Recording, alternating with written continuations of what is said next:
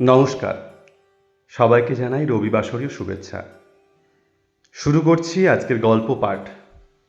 গল্পের নাম ঘুমের দেশে একদিন। কলমে গৌরব মাঝি, আর গল্প পাঠে এলোমেলো কোলাজ। আজ সকালেই দেবপ্রিয়াকে বিয়ে করে এনেছে সম্পাদন। গাড়িতে আসার সময় দেবপ্রিয়ার সাথে খাসা বন্ধুত্বও পাতিয়েছে শ্রীময়ী। শ্রীময়ী প্রায় 10-12 বছর থেকে সম্পাদনের বাড়িতে থাকে। খানিকটা ওই বলা যেতে পারে পালিতার মতো। সম্পাদন সময় মতো সব কিছুই পেয়েছে জীবনে, টাকা, গাড়ি, বাড়ি, ভালোবাসা, আবার এখন নতুন বউ। নতুন বউ বাড়িতে ঢুকতে না ঢুকতেই হাজারো সম্ভাষণ, হাজারো বছর আগের সব যত নিয়ম তাকে ঘিরে ধরেছে। এত নিয়মের বেড়াজাল ভেদ করতে গিয়ে সম্পাদনকে বেশ অস্বস্তিতে পড়তে হয়েছে। তার বিকৃত মুখই তা প্রমাণ দেয়। সম্পাদন এসব ঝুটঝামেলা থেকে বেরোতে চাইছে, কিন্তু সে গাঁট ছাড়া আর খুলতে পারছে না। শ্রীময়ী সম্পাদনকে খাসা চেনে, তার যে এত ধৈর্য নেই তাও শ্রীময়ী জানে। সে দূরে দাঁড়িয়ে সম্পাদনের এমন অবস্থা দেখে যে আমোদিত হচ্ছিল তা বলতে দ্বিধা রাখে না। সম্পাদনের বিয়ে নিয়ে শ্রীময়ীর প্রথম থেকেই বেশ খচখচানি ছিল। না, শ্রীময়ী মোটেই সম্পাদনের স্ত্রীর ওপর ঈর্ষা করে না। শ্রীময়ী প্রথম থেকেই দেবপ্রিয়ার সাথে দুই বোনের সম্পর্ক গড়ে তুলেছে। শ্রীময়ীর চোখে সে স্নেহ ধরাও পড়েছে বারবার। সমস্ত আদব কায়দা শেষ হওয়ার পর সম্পাদন খাওয়া দাওয়া সেরে ছাদের একটা কোণে গিয়ে বসেছে। তার কাছে অবাঞ্ছিতভাবে দেবপ্রিয়ার আসা বেশ না মেনে নেওয়ার মতো পরিস্থিতি তৈরি করেছে। দেবপ্রিয়া অসম্ভব সুন্দর দেখতে, লম্বা নাক, বিস্তৃত চিবুক, কিন্তু সম্পাদন নারীর মাধুর্যতায় গলে বসার ছেলে নয়। গাড়ির মধ্যেও তার সাথে দেবপ্রিয়া কথা বলতে চেয়েছে, কিন্তু সম্পাদনের মনে সে যেন এক চুলও জায়গা করতে পারেনি। বিয়ের ধকল সবেমাত্র কেটেছে, একদিন পর বৌভাত। এরই মধ্যে সম্পাদন হাঁপিয়ে উঠেছে। ছাদের এক কোণে বসে কার্যত বিরক্তির ভঙ্গিতে কী সব অনর্বরত বিড়বিড় করতে থাকছে। এরকমটা যে সম্পাদনের প্রথমবার তা নয়। সে যেন থেকে থেকেই ভাবনার সমুদ্রেতে ঝাঁপ দেয়। অবশ্য সেখান থেকে শ্রীময়ী বারবার তাকে তুলে আনে। সম্পাদন প্যাকেট থেকে সবেমাত্র একটা সিগারেট বের করেছে, এরই মধ্যে শ্রীময়ী আসে। সম্পাদনদা, তুমি এখন এখানে? কেন আসতে পারি না? বিয়ে হয়েছে বলে কি আগের সব কথা ভুলে গেলে? আমি ওভাবে বলতে চাইনি মোটেই, কিন্তু তুমি এই ভর দুপুরে? শ্রীময়ী সম্পাদনকে কিছু বলতে না দিয়ে বলে, বদ অভ্যেসটা এবার ছাড়ো। বিয়ে করেছো তুমি, নতুন বউ দেখলে কি ভাববে? ঠিক বুঝলাম না। ভাত খাওয়ার পর বারণ করেছি তো সিগারেট খেতে। ওহ, সরি, আমার তো এখন এসব বলার কোনো অধিকার নেই। দুজনে বেশ কিছুক্ষণ চুপ করে থাকে। সম্পাদন মাথা নামিয়ে চুপ করে বসে থাকে। শ্রীময়ী আস্তে করে গিয়ে সম্পাদনের পাশে বসে। অবশ্য তাদের মধ্যে যা বসার দূরত্ব, তাতে করে তাদের মাঝে একটা ওই মাঝারি মাপের লোক অনায়াসে বসে পড়তে পারবে। অসংখ্য বুক ভরা না বলা কথা যেন শ্রীময়ী তার বুকে ধরে নিয়ে বসে আছে, কিন্তু সে কোন মুখে তার কথাগুলো সম্পাদনকে বলবে। শত মাথা ঠুকলেও সম্পাদন আর শ্রীময়ী হতে পারবে না। শ্রীময়ী সম্পাদনকে স্নেহ দিয়ে, খেদ দিয়ে, আক্ষেপ দিয়ে ভালোবাসে। মাঘের শীতের কুয়াশার দুর্ভেদ্য চাদর ভেদ করে শীতের দুপুরের প্রথম রোদের মতো চমকিত হচ্ছে সম্পাদন।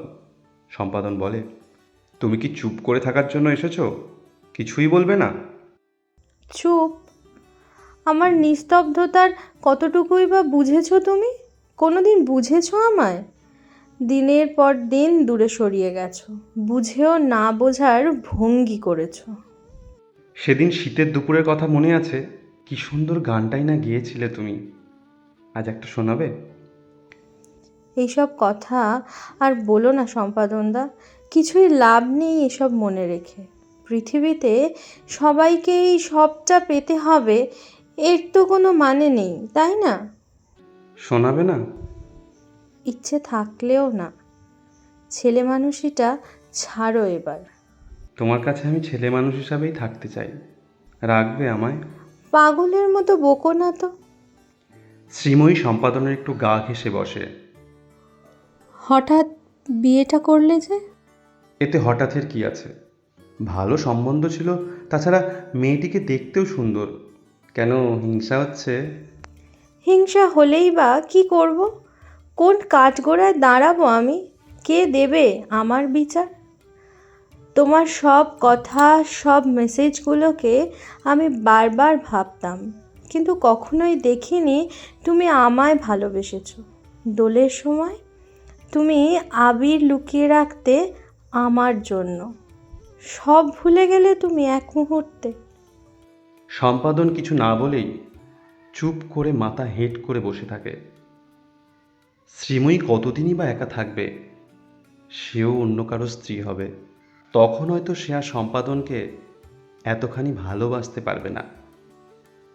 আদতেই মানুষ অভ্যাসের দাস। শ্রীময়ীও তার ব্যতিক্রম নয়। দেবপ্রিয়া কোথায়? সবাই বসার ঘরে গল্প করছে। তুমি এলে কেউ দেখেনি? না। শ্রীময়ী কষ্ট পাচ্ছে। তার চোখের কোণে জল। সে যেন সুযোগ পেলেই সম্পাদনকে নিজের করে নিত, কিন্তু অসম্ভবের বেড়াজালের জন্য সে বঞ্চিত। ভেতরে ভেতরে সে যে ভেঙে যাচ্ছে তা বোঝা যাচ্ছে, কিন্তু সে উঠে চলে যাচ্ছে না। আমি কাল চলে যাব। এত তাড়াতাড়ি চলে যাবে তুমি? কয়েকটা দিন কাটিয়ে গেলে হতো না? এবার নিজেকে সামলাও সম্পাদনদা। আমি আর থাকবো না। নিজের ছেলে মানুষিগুলো এবার ছাড়ো।